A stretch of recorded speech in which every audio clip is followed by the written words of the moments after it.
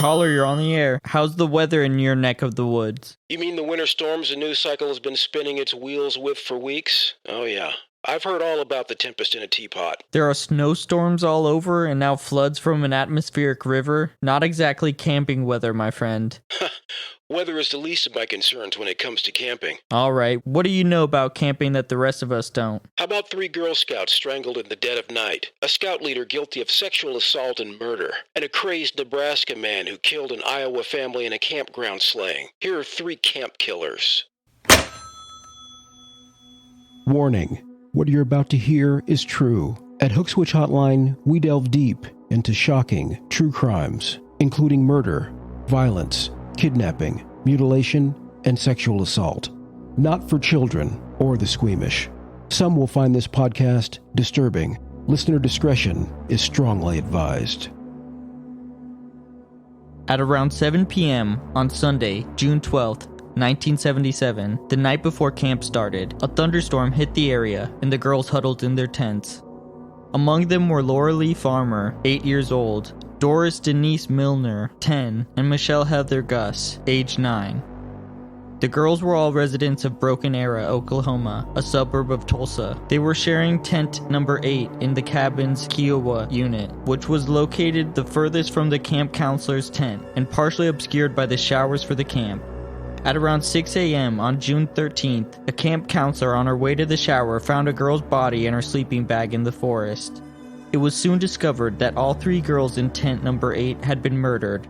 Their bodies had been left on a trail leading to the showers, about 150 yards from their tent.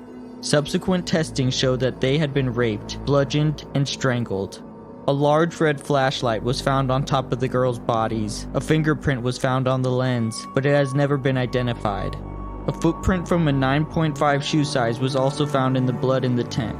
Between 2:30 and 3 a.m. on June 13th, a landowner reported hearing quite a bit of traffic on a remote road near the camp. Camp Scott was evacuated and later shut down. Less than 2 months before the murders, during an on-site training session, a counselor at Camp Scott discovered that her belongings had been ransacked and her donuts had been stolen. Inside the empty donut box was a handwritten note stating in capital letters, quote, "We are on a mission to kill 3 girls in tent 1, end quote. The director of that camp session treated the note as a prank, and it was discarded. Gene Leroy Hart was at large since 1973 after escaping from the Mays County Jail. He'd been convicted of kidnapping and raping 2 pregnant women, as well as 4 counts of first-degree burglary. Raised about a mile from Camp Scott, Hart, a member of the Cherokee Nation, was arrested within a year at the home of a Cherokee medicine man. He was represented by Gavin A. Isaacs, an Oklahoma attorney. He was tried in March 1979. Although a local sheriff pronounced himself, quote, 1,000% certain that Hart was guilty, a local jury acquitted him anyway. As a convicted rapist and jail escapee, Hart still had 305 years of his 308-year sentence left to serve in the Oklahoma State Penitentiary. As a convicted rapist and jail escapee, Hart still had 305 years of his 308-year sentence left to serve in the Oklahoma State Penitentiary. On June 4, 1979, Hart collapsed and died of a heart attack at the age of 35 after about an hour of lifting weights and jogging in the prison exercise yard. The Magic Empire Council of Girl Scouts is one of 331 councils chartered by the Girl Scouts of the USA and is charged with administering the Girl Scout program in the 7 counties in northeastern Oklahoma. 2 of the families later sued the Magic Empire Council and its insurer for $5 million, alleging negligence. The civil trial included discussion of the threatening note and the fact that tent number 7 was 86 yards from the counselor's tent. In 1985, by a 9-3 vote, jurors decided in favor of Magic Empire. In 1989, DNA testing was conducted that showed 3 of the 5 probes matched Hart's DNA. Statistically, DNA from 1 in 7,700 Native Americans would obtain these results. In 2008, authorities conducted new DNA testing on stains found on a pillowcase, the results of which proved inconclusive because the samples were too deteriorated to obtain a DNA profile. In 2017, $30,000 in donations were raised by the sheriff in order to do new DNA tests using the latest advances in testing. In 2022, authorities made public that DNA evidence was strongly suggesting Hart's involvement. Sheriff Mike Reed of Mays County said, "Unless something new comes up, something brought to light we're not aware of, I'm convinced where I'm sitting of Hart's guilt and involvement in this case." Reed said the results of the DNA tests have been known since 2019, but didn't go public with the findings until asked to do so by the victims' families. For our next story, we go to Minnesota. Linda and Charles Jensen were married in 1971, divorced 8 years later, and remarried in 1991. They welcomed their son, Andrew, into the world in 1973, but in 1978, Linda filed for divorce due to Charles' drinking problem. In 1982, Linda was in a new relationship with Robert Beard, and the two had a son together, Joey, but split up when he was very young. Then, in 1986, she married John Silliman and moved in with him to California, where he adopted Joey, a situation which would have required Beard to legally relinquish his parental rights. That marriage had also soured within a couple of years, and she and Joey had moved back to Minnesota by 1990. There, she reconnected with Charlie, who had quit drinking, and the two told their families they'd never stopped loving each other. They remarried on April 4th, 1991, and 2 months later, she gave birth to their daughter, Lisa. Then in 1992, the unthinkable happened. Charlie told the police that he left for work that morning at 6:15 a.m., his usual time, and Linda left at home with the baby and Joey, who would have left for school at 7:45 a.m. He tried to call her about something around 9:45 a.m., but she didn't pick up, and by noon, he'd called 3 times with no answer. He got mad, assuming she was home but ignoring his calls, so he left work a little early and got there around 4:05 p.m.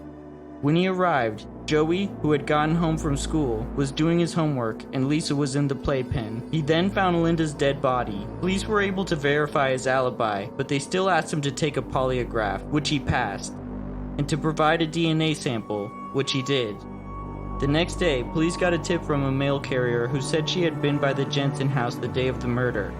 David Eunice, a reporter from the St. Cloud Times, said the mail carrier arrived at the house around 11:30 that morning, and she said at the time she saw a man in a pickup truck pulling out of the driveway, and said she got a pretty good description of the man, end quote. She said the truck was an older tan model, and described the man as scruffy, Caucasian male in his late 30s or early 40s. They had her sit with the sketch artist and released that sketch to the media. Officers also recanvassed the neighbors and heard the Jones family might have seen the truck. Investigator for the Sheridan County Sheriff's Department said Kent Jones was a scout leader. He had 4 children. We were hoping he could name the person that the mail carrier observed leaving the Jensen residence. He wasn't home when they came by, but his wife, Deborah Jones, was. She told them she'd seen the pickup truck around the neighborhood, but she didn't know who the driver was. Cops then started looking into Linda's ex-boyfriend, Robert Beard. Beard didn't see much of his son. He'd given up custody and didn't pay child support. But police learned he'd been trying to get more visitation before Linda's death. He'd contacted Linda at least twice in the weeks before the murder, demanding more visitation and threatening to try and gain full custody of Joey. Beard was brought in for questioning and denied being in touch with Linda, even after police confronted him with what her husband said about his calls. Still, he pointed out to police that he had no car and couldn't have walked to Linda's. Linda and Charles lived together with their young son and infant daughter in Big Lake, Minnesota. Their oldest son, Andrew, lived nearby. Appellant Kent Richard Jones and his wife Deborah lived a short distance from the Jensen's home. On February 24, 1992, Charles discovered Linda's dead body in the bedroom of their home. Her nude body was partially covered by a comforter, which had been pinned to her chest with a knife. Charles immediately noticed law enforcement officials who arrived at the scene shortly thereafter. The police conducted an extensive investigation, but police found almost no physical evidence in the home. The sheets from the bed were missing and have never been located. No fingerprints discovered in the home were of sufficient quality to yield an identification, and the K-9 unit survey of the area around the Jensen residence uncovered no other evidence. An autopsy revealed that Linda had been beaten, sexually assaulted anally and vaginally. strangled, and slowly stabbed numerous times in the chest. A quantity of semen was recovered from Linda's body, and it was determined that she had been killed in the course of a criminal sexual assault. Based on a number of factors, the medical examiner concluded that Linda died somewhere on the morning of February 24th, likely between 8 and 10 a.m. Law enforcement officers initially focused their investigation on Charles and Andrew Jensen, whom they considered the most likely suspects. Officers also interviewed residents of the neighborhood to determine if anyone had observed anything unusual on the morning of the murder. Jones was briefly interviewed at his residence, but did not mention that he knew Linda or her family, or that he had seen any suspicious activity on the day of the murder. Semen found at the crime scene yielded a DNA profile, which was compared against samples from approximately 80 suspects and a national DNA database, but no match was found. Investigators reviewed over 1,000 other possible leads, but without a DNA match or other evidence to identify a perpetrator, the case went cold. In the year 2000, police received a tip from a woman named Angela Hennon. Alan Pendleton, the now former district court judge for the 10th Judicial District of Minnesota, said Angela identified herself as a prior acquaintance of Kent Jones, by which she meant she'd had an affair with the Boy Scout leader right after Linda's murder. She said she'd brought up the murder at some point, and she'd become livid and denied knowing Linda. A few months later, Angela indicated that when she was talking to Mr. Jones, he indicated that he knew Linda quite well. He saw her jogging past his residence, he visited with her, and he basically changed the story completely from what he'd told her previously. It was also a big change from what he told police when they interviewed him as a potential witness back in 1992. Police then started investigating the church-going family man and scout leader. Poslusny said, quote, Jones had a lot of skeletons in his closet. Outwardly, he seemed like a family man, and inwardly, he had a very, very dark side to him, end quote. Police discovered his wife Deborah had once gone to the ER with a stab wound, claiming that she had slipped near the open dishwasher and landed on a knife that had been loaded with the handle down. Police were suspicious about whether it really happened that way. It was one of the several domestic violence calls police had gotten about Jones, according to court documents. Police went to interview him again and again. He denied knowing Linda. But Jones eventually changed his story and admitted Linda used to jog by his house and they'd had conversations in the past. Police then asked him if he had an affair with her, and he became angry and defensive. He was then asked to give a DNA sample, but refused to do so, the first person in 8 years to refuse. Subsequently, a search warrant was obtained for a sample of Jones's DNA. Testing of that sample revealed that Jones's DNA matched that of the semen found on Linda's body. Pendleton said, quote, she was naked. She had a comforter over her body with a large knife pinning the comforter to her body, having been stabbed right through her chest. The victim had been stabbed not just once, but multiple times in the chest area, end quote. The weapon was determined to be a steak knife from her own kitchen, but nothing else in the house had been disturbed, and there were no other signs of forced entry. There were also no fingerprints and no blood that didn't appear to be Linda's. Jones was arrested on July 25, 2000 for first-degree murder. He was ultimately indicted by a grand jury on 3 counts: first-degree murder, second-degree murder, intentional murder, and criminal sexual conduct in the first degree, and went to trial on May 31, 2001. Pendleton said, quote, under oath, in court, in front of the jury, he testified that he had actually been having an affair with Linda Jensen. The family were outraged. You could feel the chill in the courtroom, end quote. Linda's sister, Sandra, said, quote, no way in hell. No way could that happen. He murdered my sister, and he's trying to murder her reputation, and how dare he, end quote. On December 8, 2001, the jury found Jones guilty on all 3 charges, and he was later sentenced to life in prison. But then, in 2004, Jones won a retrial on appeal, based entirely on the judge's decision not to allow him to present evidence that Beard or Christie might have killed Linda. In November 2006, Jones went on trial again, and instead of pointing the finger at Beard or Christie, claimed that Charlie Jensen, or the never-identified man supposedly seen in a pickup truck, was the killer. Court documents also reflect that Jones claimed at trial that he was a skilled lover and that Linda had come to him for more spice. Jones called his wife as a defense witness, court documents say, and under cross-examination admitted that Jones was not a skilled lover. Jones appealed his conviction in part based on that line of questioning, but lost. Jones was again convicted of all charges and again sentenced to life in prison. Jones remains incarcerated at the Minnesota Correctional Facility, Stillwater, in Bayport, Minnesota. He will become eligible for parole in 2030, but Jensen's family has vowed to fight to keep him in prison. And now Anthony Sherwin. For today's final story, we go to Des Moines, Iowa, where 35-year-old Felicia Coe was at the Mokata Caves State Park campground with her boyfriend and his two sons, ages 11 and 16. She said the 16-year-old went out early to go running, and she was talking with someone at the park around 6:30 a.m. when two park rangers dressed in helmets, vests, and carrying what looked like automatic rifles told them to leave the campground. More law enforcement and an ambulance showed up as Coe went to find her boyfriend's teenage son. At the time, Coe did not know what had happened, but she recalls seeing a little boy standing near the paramedics. She said, "He was in his pajamas. I distinctly remember he had one blue tennis shoe." She later saw a picture of the Schmidt family online and said she recognized the boy she saw as Arlo. Coe said, "He's got this really cute floppy curly moppy strawberry blonde hair that's really distinguishable. He was in these super cute little pajamas, like a cotton t-shirt and shorts that matched. He was just standing there. He wasn't crying. He wasn't distraught, but he also wasn't being comforted. He was just standing there by himself." She said the campers got little information about what had happened there, and she began piecing it together on the drive home. 9-year-old Arlo was camping at an Iowa state park with his parents and 6-year-old sister, and he survived a shooting that killed the rest of his family. The Iowa Department of Public Safety identified the victims as Tyler Schmidt, aged 42, his 42-year-old wife Sarah Schmidt, and their 6-year-old daughter Lula Schmidt, all of Cedar Falls, Iowa.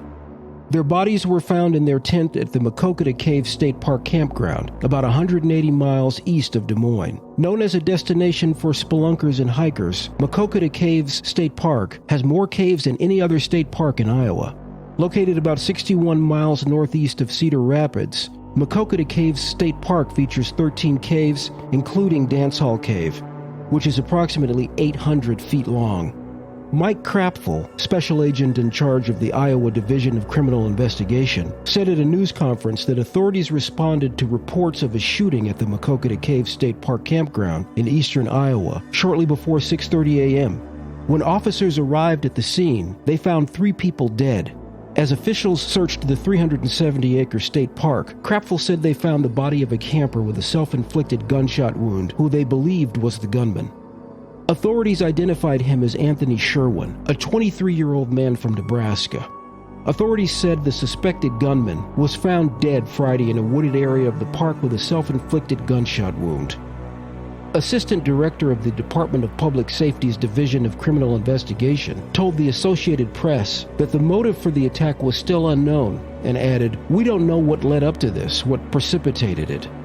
The investigation has not revealed any early interaction between the Schmidt family and him. Adam Morehouse, Sarah Schmidt's brother, said the family had no connection to Sherwin, and he believed it was a completely random act. The Des Moines Register reported that Sherwin was from La Vista, Nebraska. La Vista Police Chief Bob Lawston told the newspaper that Sherwin lived in an apartment complex with his parents and had no history of criminal conduct. Cedar Falls Mayor Rob Green, who said he is a neighbor of the Schmidts, posted on Facebook that the couple's 9-year-old son Arlo survived the attack and is safe, end quote. The post did not say whether Arlo was in the tent or even at the campsite when the shootings took place, and the mayor told the Associated Press he didn't have those details. Iowa Governor Kim Reynolds said in a statement that she was horrified by the shooting this morning at Mokata State Park and devastated by the loss of 3 innocent lives.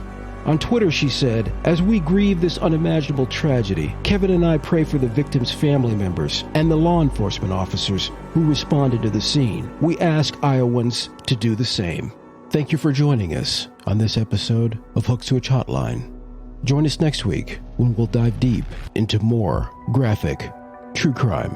With every crime, someone somewhere has information. That someone could be you. Email us at hookswitchhotline@gmail.com or leave a message at 415-448-7263.